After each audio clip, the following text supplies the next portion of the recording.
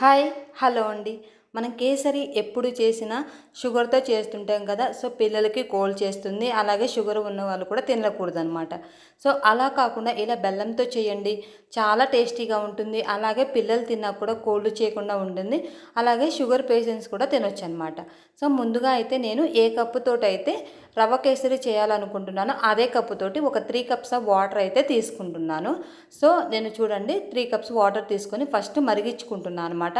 ఆ తర్వాత స్టవ్ మీద ప్యాన్ పెట్టేసుకొని ఒక 3 టేబుల్ స్పూన్స్ అయితే నెయ్యి తీసుకుంటున్నాను అనమాట.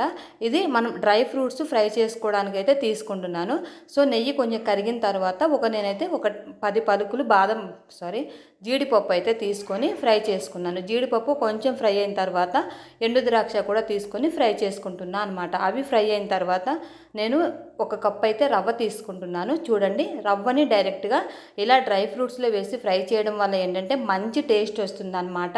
అలాగే కేసరి కూడా అలాగే మనం డ్రై ఫ్రూట్స్ తినేటప్పుడు కూడా మంచి బాగుంటాయి టేస్టీగా. అందుకని ఇలా ఎప్పుడు చేసినా ఇలానే చేస్తాను. డెఫినెట్గా మీరు ట్రై చేయండి, చాలా బాగుంటుంది అనమాట.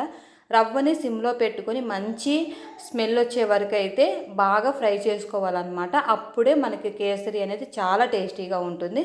చూడండి, కలర్ చేంజ్ అయిపోయింది కదా. ఇలా కలర్ చేంజ్ అయ్యే వరకు అయితే మంచిగా సిమ్లో పెట్టుకొని రోస్ట్ చేసుకోవాలి రవ్వని. సో ఆ తర్వాత మనం ముందుగా బాయిల్ చేసి పెట్టుకున్న వాటర్ ఉన్నాయి కదా, వాటిని కొంచెం కొంచెంగా పోసుకుంటూ ఇలా మనము కలుపుకుంటూ అయితే చేసుకోవాలి. ఎందుకంటే వాటర్ మొత్తం ఒకేసారి పోయడం వల్ల అది పొంగిపోతుంది అనమాట. అలా కాకుండా ఇలా కొంచెం కొంచెం పోసుకుంటూ చేసుకోవాలి. మనం ఎండ్లో పోసినా మనకైతే రవ్వ ఎక్కడ ఉండలు కట్టదండి, చాలా బాగా వస్తుంది. ఉండలు కట్టదనమాట. ఎందుకంటే మనం హాట్ వాటర్ పోస్తున్నాం కదా. అలా కాకుండా చల్ల వాటర్ పోయడం వల్ల ఏంటంటే రవ్వ చతికిల పడినట్టుగా అయ్యి మనం తినేటప్పుడు మెత్తగా తగులుతుంది అనమాట. సో అలా కాకుండా ఇలా చేసుకోవడం వల్ల ఏంటంటే మంచి టేస్ట్ వస్తుంది. సో ఇప్పుడైతే ఇక వాటర్ పోసుకున్న తర్వాత ఒక 2 మినిట్స్ అయితే వాటర్ అంతా మనకి ఇంకిపోయే వరకు, సో రవ్వ పీల్చేసి రవ్వ అంతా దగ్గర పడే వరకు అయితే ఇలా చేసుకోవాలన్నమాట, ఉడికించుకొని. ఆ తర్వాత నేను 1 కప్పు రవ్వకి 1.5 కప్ అయితే బెల్లం తీసుకుంటున్నాను. 1.5 కప్పు బెల్లం అయితే పర్ఫెక్ట్గా సరిపోతుంది. ఇంకా కొంచెం షుగర్ ఎక్కువ తినాలి అనుకునే వాళ్ళైతే 2 కప్స్ బెల్లమైనా తీసుకోవచ్చు. సో బెల్లం ఇలా చేసుకొని, అంటే నేను ఇక్కడ బెల్లం తురుము పట్టి తీసుకున్నాను అనమాట. ఇలా అయితే మనకి వెంటనే కరిగిపోతుంది.